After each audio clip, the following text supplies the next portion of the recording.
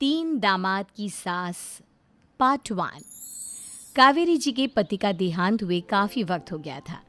कावेरी जी की 3 बेटियां थीं, ईशा, मोहिनी और सुहाना। तीनों ही काफ़ी होशियार और नौकरी करने वाली थी। लेकिन उन तीनों से कावेरी जी इतना प्यार करती थी कि उनकी शादी की उम्र होने पर भी उन्हें पराये घर भेजने का उनका मन ही नहीं हुआ। अरे तुम तीनों मेरे कलेजे का टुकड़ा हो। जब भी तुम्हारी शादी के बारे में सोचती हूँ ना, बड़ा डर लगता है। सही कहती हो मम्मी, हम भी आपसे बहुत प्यार करते हैं। हाँ, मम्मी पापा के जाने के बाद अब बिल्कुल अकेली हो गई हैं। और मम्मी, अगर हम तीनों शादी करके चले गए तो आपका ख्याल कौन रखेगा? लेकिन अपनी खुशी की वजह से मैं तुम तीनों को बिना शादी के भी तो नहीं देख सकती ना बेटा। समाज के हिसाब से देखे तो यह भी गलत होगा और मैं ऐसा कुछ नहीं चाहती।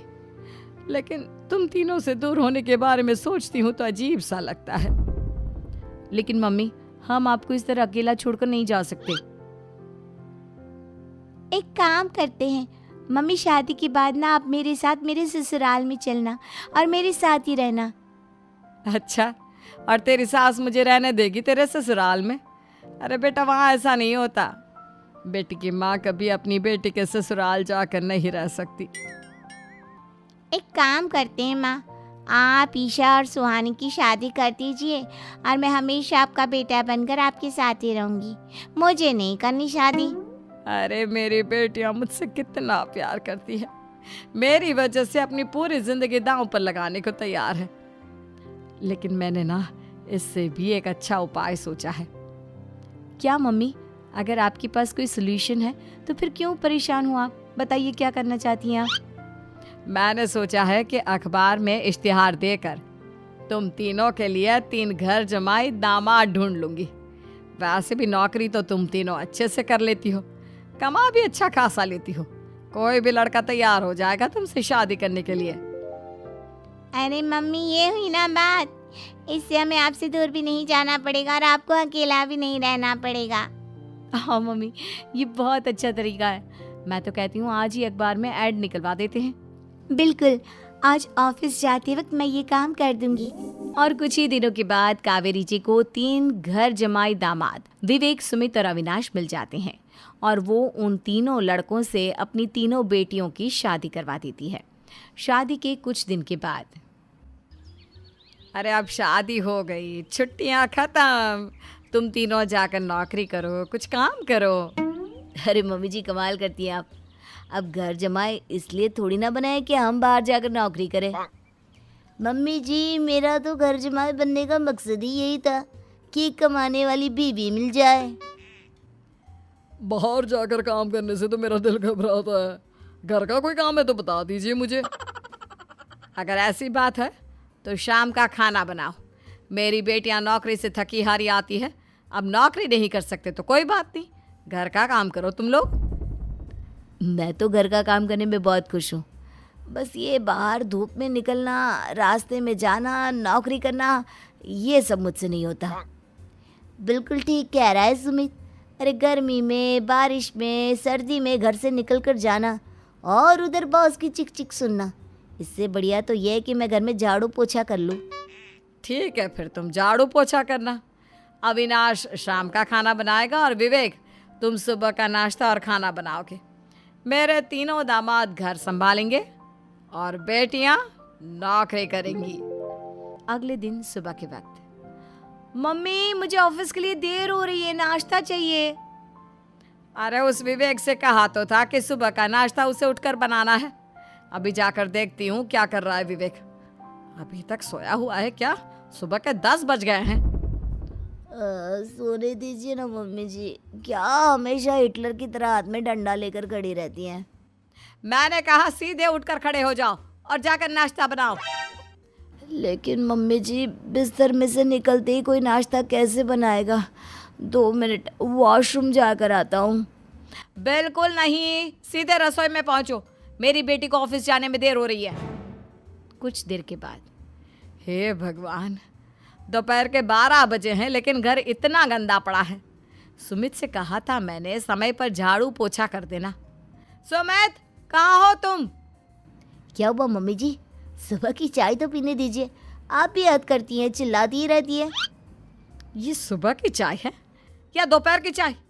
अगर तुम 12 बजे उठकर सुबह की चाय पियोगे तो क्या शाम का खाना रात के 3 बजे खाओगे? मम्मी जी चिल्लाइए मत, बताइए बात क्या है? अरे 12 बज चुके हैं, अभी तक झाड़ू पोछा नहीं हुआ। घर में देखो कितनी गंदगी है। अच्छा, तो आप इसलिए परेशान हैं। वो क्या है ना मम्मी जी, आज मेरे हाथ में दर्द हो रहा है। रात को उल्टी करवट से सो गया था, हाथ हिलाया भी नहीं जा रहा। कौन से हाथ में दर्द है दामाद जी? इस सीधे हाथ में मम्मी जी, हाथ हिल भी नहीं रहा है। विवेक, सुन लिया तुमने? सुमित के हाथ में इतना दर्द है कि बेचारे का हाथ भी नहीं हिल रहा। आज तो ये खाना भी नहीं खा पाएगा, तो एक जन का खाना कम ही बनाना। ठीक है मम्मी जी। अरे नहीं मम्मी जी, मेरे कहने का मतलब वो नहीं था। मेरा मतलब है खाना तो खाऊंगा ना। अरे लेकिन कैसे? हाथ तो हिल भी नहीं रहा है। अरे मम्मी जी, आपको ना किसी जेल में जेलर होना चाहिए था। बेकार में हमारी सास बनकर जिंदगी खराब कर रही हैं। अरे लगाता हूँ पोछा। एक बेचारा घर जमाई और कर भी क्या सकता है। शाम को जब ईशा, सुहाना और मोहिनी ऑफिस से लौट कर आती हैं। मम्मी, शाम के खाने में क्या बना है? अब ये तो तेरे पति को ही मालूम होगा ना बेटा, उसने ही खाने की जिम्मेदारी ली थी। लगता है मम्मी आपने ये घर जमाए वाला तरीका अपनाकर मुसीबत मोल ले ली है। आपके तीनों घर जमाए कितने आलसी हैं। मेरे वाले को देखो, दोपहर के 12 बजे सुबह की चाय पीता है और काम क्या करना चाहता था? घर का झाड़ू पोछा। मम्मी बता रही थी कि आज उसने घर का झाड़ू पोछा शाम के 5 बजे किया था। अब क्या बताऊं बेटा, सुबह से हाथ दर्द का बहाना करके बैठ गया था। कहता है हाथ में बहुत दर्द हो रहा है, हिला भी नहीं जा रहा। सब बहाने मम्मी। ये तीनों घर जमाए मिलकर ना बस बैठकर खाना खाना चाहते हैं, काम धाम तो बिल्कुल नहीं करना चाहते। अरे लेकिन ऐसे काम नहीं चलेगा ना, मुझे इन तीनों को सबक सिखाना ही पड़ेगा। अरे तो मम्मी, आप हिटलर से कम है क्या?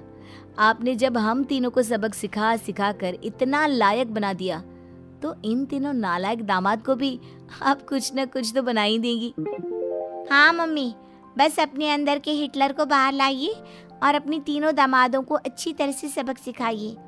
रही बात आपकी बेटियों की, तो हम तीनों तो हमेशा से आपके साथ हैं। अरे लेकिन बेटा, इस काम के लिए तुम तीनों को मेहनत करनी पड़ेगी। कैसी मेहनत मम्मी? ऑफिस में तो वैसे ही बहुत मेहनत करते हैं हम तीनों। अरे प्रेग्नेंट हो जाओ, प्रेगनेंसी का बहाना बनाकर कह दो कि तुम तीनों ने नौकरी छोड़ दी है 2 साल के लिए, और जब घर में खाने के पैसे नहीं होंगे तो अपने आप काम पर जाएंगे ये तीनों। वाह मम्मी, क्या आइडिया दिया है। मैं तो कल ही जाकर कहने वाली हूँ कि मैं प्रेग्नेंट हो गई हूँ। फिर देखना कैसे मेरा पति अविनाश भाग भाग कर काम पर लग जाएगा। और फिर 2 दिन के बाद, सुमित, मैं ना प्रेग्नेंट हूँ और इसलिए अगले 2 साल के लिए मैंने अपनी जॉब छोड़ने का फैसला ले लिया है। विवेक, पापा बनने वाले हो तुम। अब से ना तुम्हें ऑफिस जाना होगा, क्योंकि मैं तो 2 साल के लिए छुट्टी पर चली गई हूँ। अविनाश, अब तुम्हें जिम्मेदारी संभाल लेनी चाहिए, वरना ये घर कैसे चलेगा। हम दोनों मम्मी पापा बनने वाले हैं। लेकिन कावेरी के तीनों आलसी दामादों पर अपनी बीवियों की बात का कोई असर नहीं हुआ। धीरे धीरे कावेरी जी को चिंता होने लगी, क्योंकि उनके प्लान के हिसाब से तीनों बेटियों ने ऑफिस जाना बंद कर दिया था।